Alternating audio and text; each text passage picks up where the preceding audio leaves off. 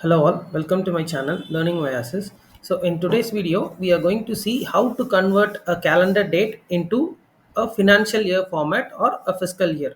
So if you haven't subscribed to my channel, please go ahead and subscribe it. Let's get started.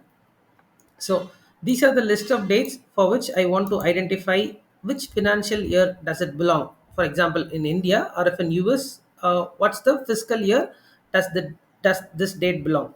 So let's see how to do it. So I'm going to use an if condition. If month of given date, if it is less than 4, it should fall on the current financial year. So year of B6 minus 1 and then followed by an ampersand. That is for splitting the financial years like 2016 or 2017, 2017, 2018 like that. And then again year of should be the same d6. So if the condition is true, this is the value that it will display. If it is false, this is what it will display.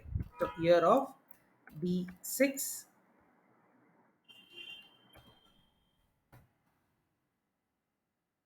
and followed by the hyphen and then year of d6 plus 1. So this is what you will get. So I'm just going to drag it.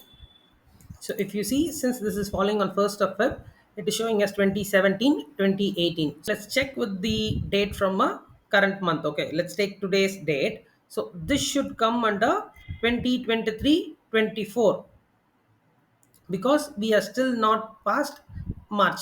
Once we are into April, it will get changed to 2024 25. So which means the current year minus 1 and current year. That is how it works. So if month of D14, we are checking this particular date. If it is less than 4, which means it is falling on Jan, Feb or March. So that should come under the previous year and current year combination. So that is why we are getting the value of the year minus 1. So this will push it back to 2023 and then followed by the current year of D14, which will display 2024.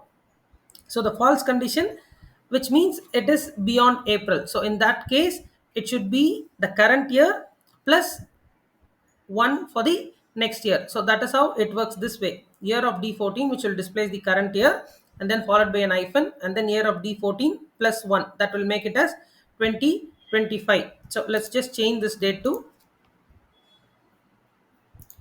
say April. It will get changed to 2024 and then 25. So the same logic if you want to identify the fiscal year which the US follows, right? So let's see how to calculate the fiscal year for US. The same logic it works. So here instead of considering whether it is April or before April, the fiscal year should be considered whether it is October or before October. So the same formula can be modified.